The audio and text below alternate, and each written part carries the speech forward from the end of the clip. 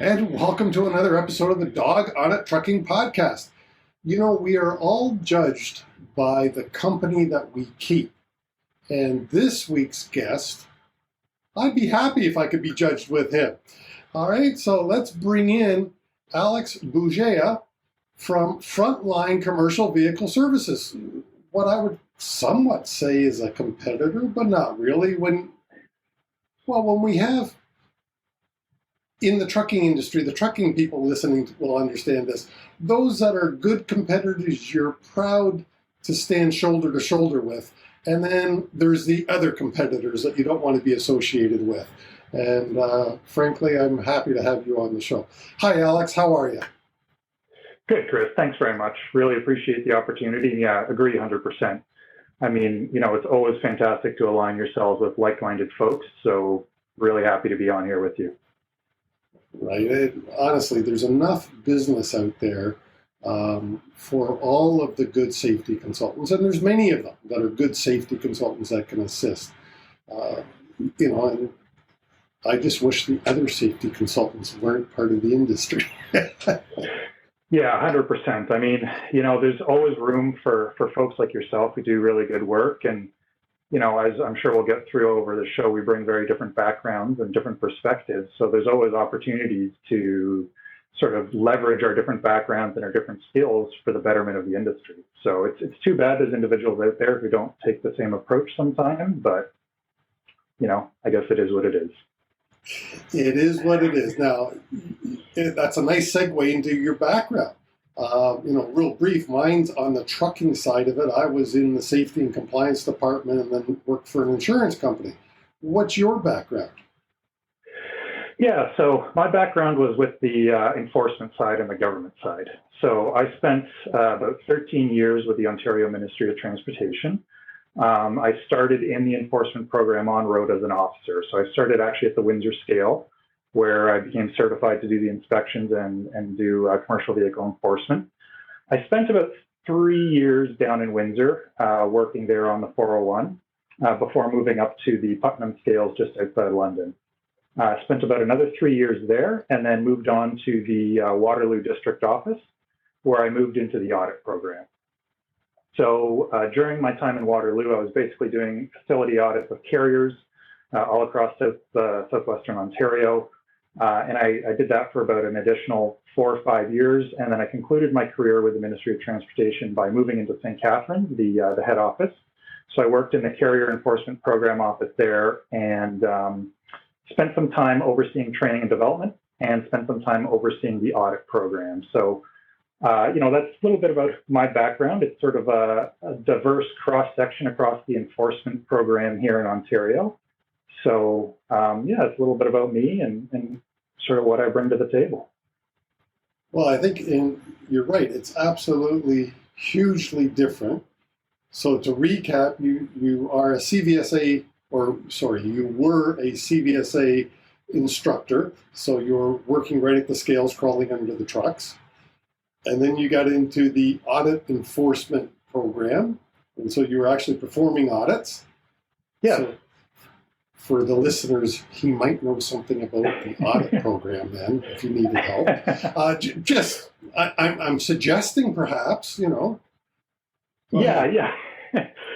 Certainly having done the audit program for a while, both sort of as the frontline officer and overseeing the program, I do bring that perspective to the table. So one of the things, that I can help out with is sort of understanding what that individual is looking at, what they're thinking when they come into your place of business. Having sat in that role.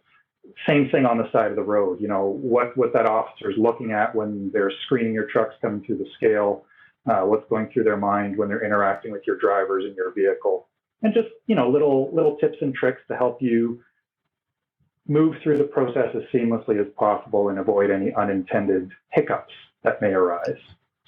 Well, that, and as I say, I think you said you concluded your career at MTO looking after the training. And was that training of the new officers on the scales and in the audit program?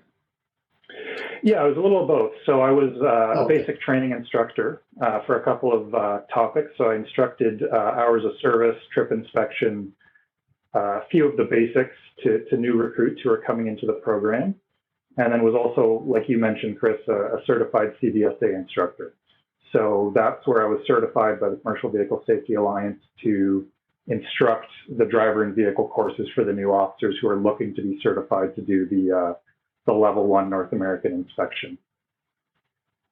And then a number of years ago, you and a couple other people, I'm sure you'll introduce us to your partners in a sec, but you decided it was a good decision to leave MTO and start your own company, go out on your own. Yeah, so we made that decision back in 2016. So initially there was two of us that left, myself and Bud Neller, who's also an ex-MTO officer. So the two of us decided to leave MTO right towards the end of summer 2016, and we founded Frontline at that time. And sort of where our thought process was around that is we'd accumulated a lot of knowledge and experience that we thought could be a benefit to the industry.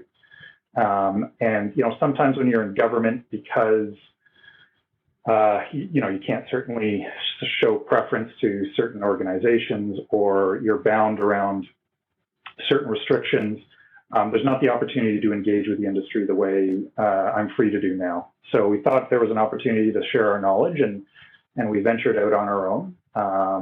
And, knock on wood, so far, we've been lucky, and it's worked out pretty well.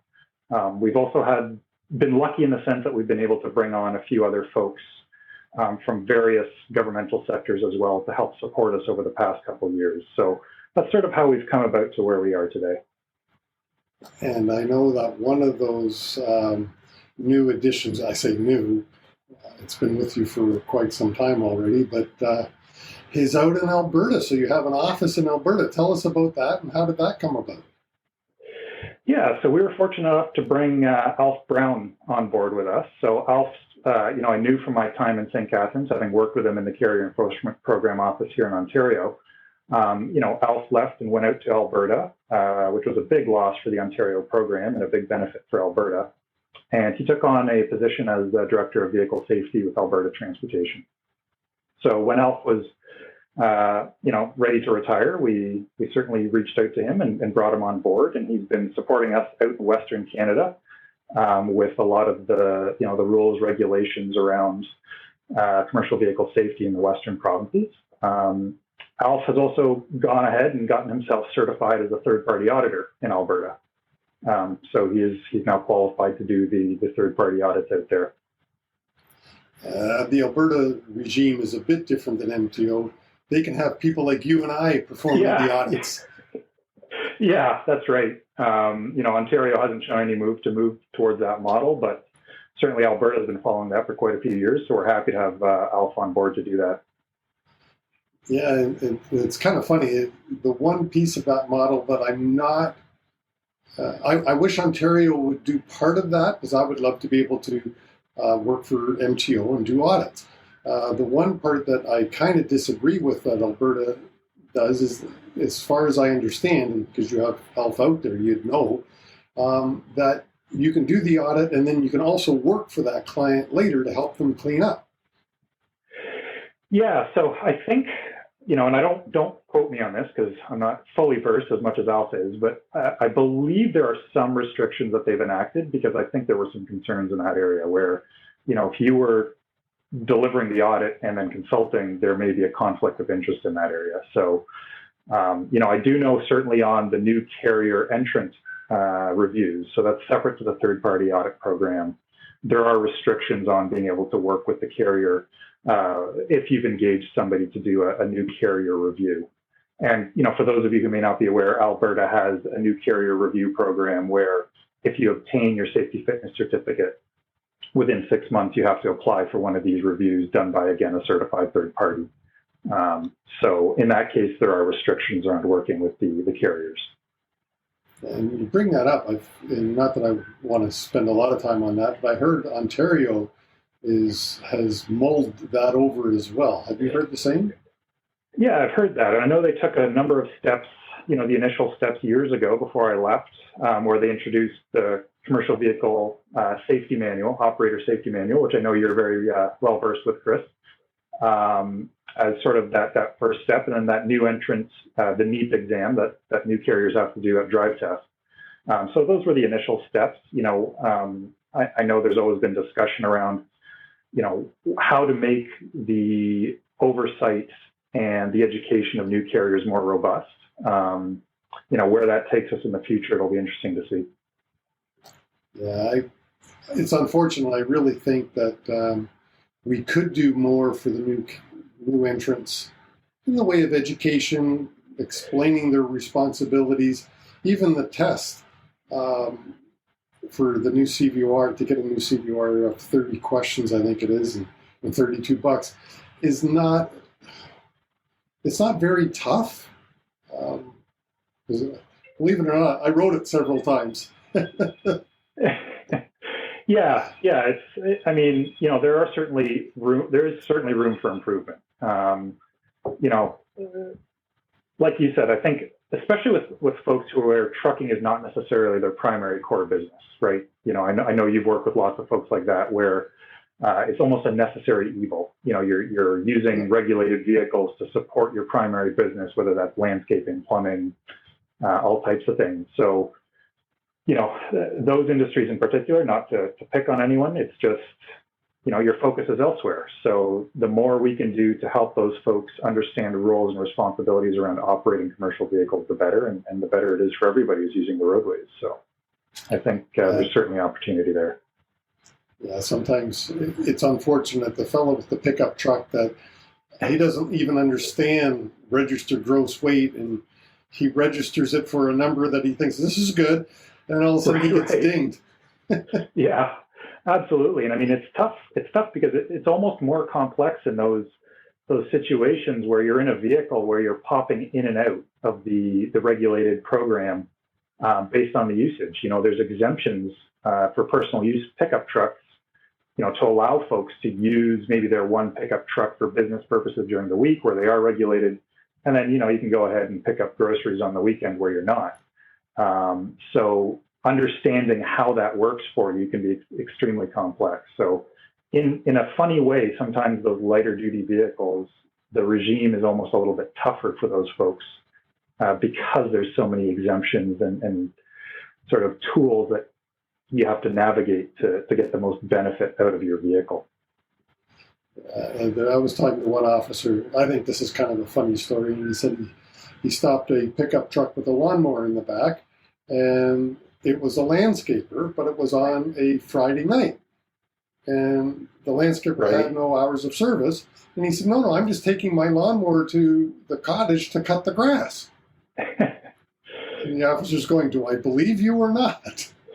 Yeah, it's tough. I mean, the way those exemptions are written, it's really tough to sort of make that distinction on the side of the road. I mean, I always say to folks, the clearer you can make it, whether it's documenting something or carrying something with you, the easier you're going to make it on yourself if you do get pulled over, to try and explain and justify why it is you're using the exemption, because it's a tough distinction. I mean, if you're a fencing or a deck company and you've got a bunch of wood in the back and you're building your own deck, making that judgment call on the side of the road can be really challenging for me to know whether it's for business purposes or not.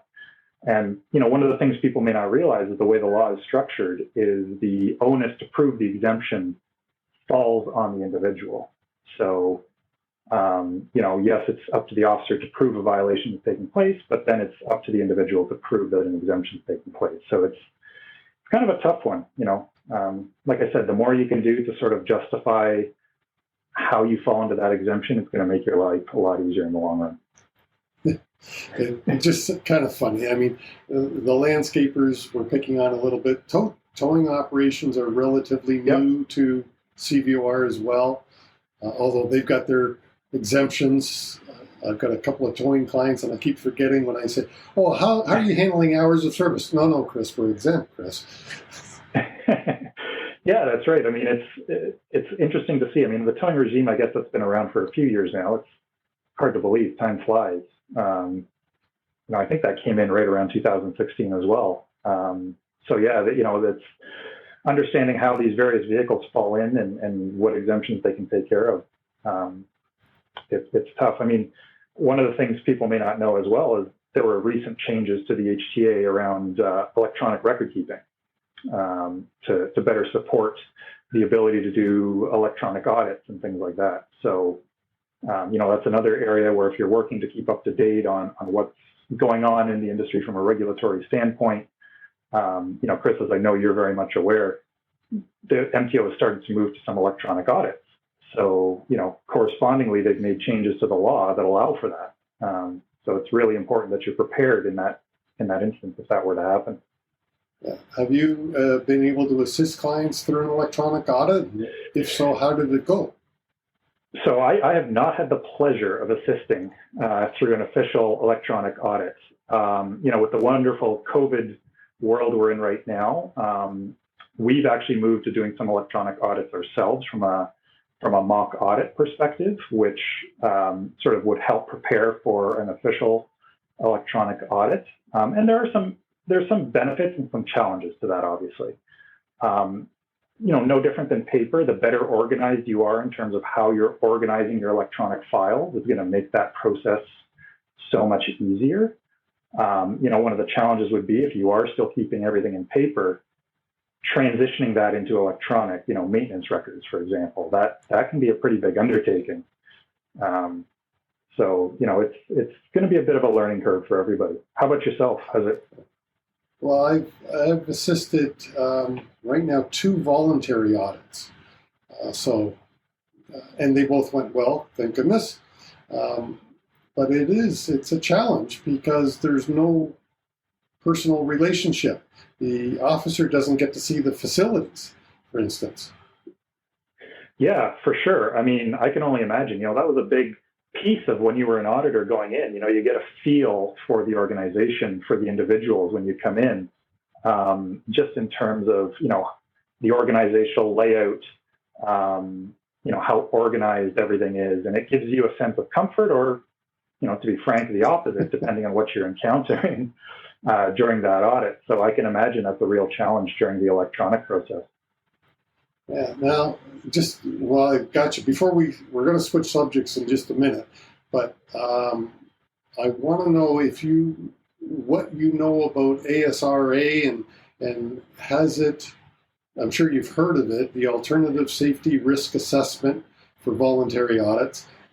How is it moving along with your connections at MTO? I'm looking for some inside scoop here. So I don't have a lot of inside information. I know it's come about. I mean, we've been involved in completing a few of the ASRA responses. Whether or not, my understanding is it started out as a pilot program, and whether or not it's going to continue into a more formal program, I'm not fully aware. From our perspective in the few that we've done, it's worked, pretty well. I think one of the big things is obviously it's always incumbent on the individuals who are responding to that to make sure that they're doing so in a truthful and upfront manner. So, it's certainly got its benefit, I think, and it's got its place. So we'll see where it goes from there. Yeah, I was excited about ASRA when I first got involved because, as a taxpayer, all of these voluntary audits that are being forced upon carriers by the insurance companies, basically, are taking resources away from, we're not spending our taxpayer dollars really well when we're auditing good companies because the insurance company doesn't like a conditional rating, is what I'm trying to say. Yeah, 100%. I mean, where, like you said, where this is a really good tool is, somebody who's failed an audit back in 2006, 15 years ago, they've been running a really good operation since. And for whatever reason, they just have not gotten around to passing a voluntary audit to get rid of that conditional rating. And, their CBOR metrics aren't presenting any risk. And really, at the end of the day, it's just this label that they need to get rid of. So from that perspective, I agree with you. The ASRA is a really, really good tool to better allocate resources where they're needed. There's more than enough carriers out there, unfortunately, that need that oversight, that need that touch point with the ministry. So, from my perspective, that's a good place to use the resources. Yeah, and I've had a conversation within the last several weeks with the fellow who I believe is in charge of ASRA, and it's not going away yet. It seems to be going right along. And of course, you probably know who I'm talking about when I say he lives here in Hamilton as well. I found out. I didn't realize that. But, anyways, that'll remain under the table. But because we were actually having a conversation about, I sent CVUR an email, and he was the one that responded. And of course, I knew that he was in charge of it. So one thing led to another. Yep. All right. Frontline Commercial Vehicle Solutions. What services do you, Bud, Elf, and the rest of your team offer? Yeah, so we offer a variety of services, obviously. I would say our core services are the traditional, what I would refer to as the traditional consulting services. So things like mock audits, driver training, driver meetings, those types of things are sort of a big core piece of our business. We also do then offer some support around regulatory interpretations, development of safety manuals, that type of thing. So those sort of fall into our more core traditional consulting services. We also do have another branch where we do sort of help folks, particularly from the United States, become more familiar with operations in Canada and help them understand, as they venture into the Canadian market, what the differences are, how obviously, down there, because it's federally managed with FMCSA, and we're all provincially regulated here through the various NSCs and CVOR. It's quite different. So we do spend quite a bit of time with helping folks navigate, even some Canadian companies, the various differences through the provinces as you work your way across the country. I'm smiling for the people who are just listening to this. I'm smiling and starting to laugh because I'm thinking of June the 12th. And how it may affect our American friends. Do you want to elaborate on what I'm talking about? Yeah, absolutely. So, we've got the ELD mandate coming about here in Canada. Yes, the United States has had it for quite some time, over 2 years now. I should say coming up on 2 years where the full ELD mandate has been in place. But, the fact that we require certified third-party devices here is going to be a big change from what's accepted in the U.S. And then, American carriers will obviously have to make sure that their devices are certified for use in Canada. And then folks here, it's a big, if you're not ready, it's going to be a big adjustment. For Canadian-only companies, now, first of all, this is a federal regulation. Have you heard yet when Ontario might enact the regulation for Ontario-only companies, or other provinces may enact for intra-provincial companies? Yeah, I haven't heard anything about Ontario. I know they did sort of a pre-consultation reach out. I think they issued a survey back in February through the regulatory registry, where they gathered some feedback on how they were, to guide their approach for managing an ELD mandate for carriers that solely operate within the province. But in terms of next steps, I haven't heard anything specific. In terms of the other provinces, the only thing I've really heard of, which I'm sure you're aware of, Chris, was the announcement that came out of Quebec, where Quebec indicated they're not going to be in a position to enforce an ELD mandate until they update their regulations sometime in 2022. But beyond that, we're kind of all waiting with bated breath to hear, what's going to be happening in all the other provinces. Now, I did read, now this is obviously unofficial, when I say I read in a trucking magazine that Ontario had 2 readings of an ELD bill, and it only takes 3 for it to be enacted in law. And the article said basically they cut and pasted the federal reg. But there was no enforcement dates mentioned in the article. Like, it sounded to me like Ontario was ready to jump on it as soon as they decided it was time.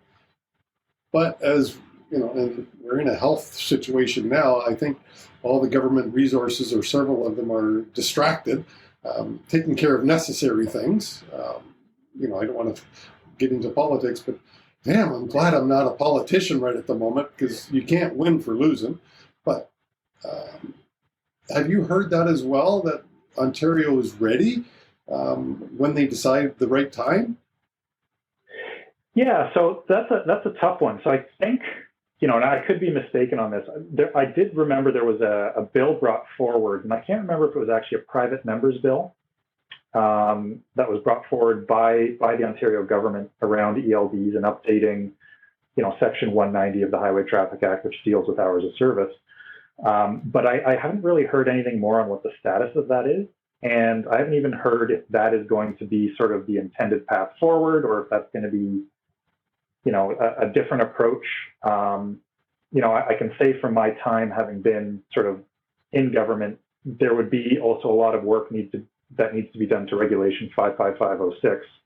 The hours of service regulation would need significant updates as well to support, the ELD mandate. So I'm not sure, whether, like you said, Chris, that's just sort of waiting in the wings until the regulatory work is done, and then they'll enact everything at some point in the near future. It'll be interesting to see how it plays out.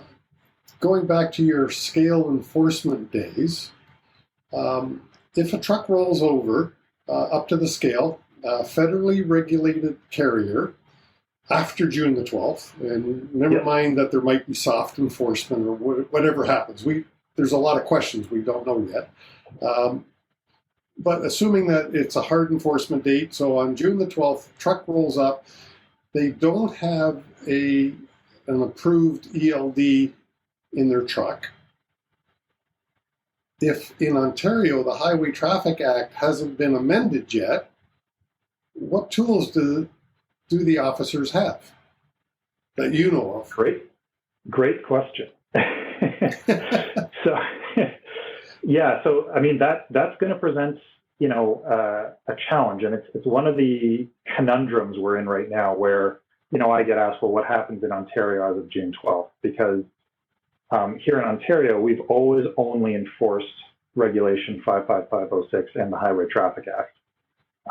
We haven't historically enforced the MVTA, the Motor Vehicle Transport Act, or the federal hours of service regulation. So, without knowing what direction they're going in, if I were to say, based on what happened in the past, where it's solely enforced through the Highway Traffic Act and 55506, those would need to be updated to provide enforcement with the tools for full enforcement. So there may be other things in the works I'm not aware of, but yeah, it's certainly a challenge. Well, as I say, just to remind our listeners your answer, you've been out of the government circles since 2016? Yep. Yeah, so you don't have any inside knowledge. I was just wondering, because every ticket I've ever seen is always written based on the Highway Traffic Act. I didn't even know that. So you said, if I heard you correctly, that the officers could possibly enforce federal regulations? Theoretically, it's not something that's been done in Ontario. So, for example, in the Western provinces, there is a distinction between how they enforce on provincial carriers versus how they enforce on federally regulated carriers. And for federally regulated carriers, they'll issue offenses under the federal legislation. That's not something historically that's happened in Ontario, but that's not to say that couldn't change. But I would caution anyone from taking the approach of, we're going to be okay.